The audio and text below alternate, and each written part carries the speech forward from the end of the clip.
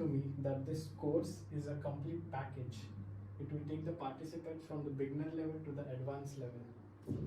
So if I have to ask, what is the primary focus of this course?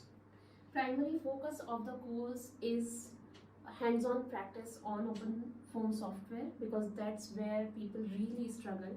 If they are coming from industry or academia, they really struggle with the hands-on practice. But apart from that, we have a specialty of the course which lies with the flavor of industrial problems, because we provide them with industrial case studies which are very relevant at current times. The first case study that we teach them is battery thermal management. Second one is multi-phase modeling for hydraulic systems.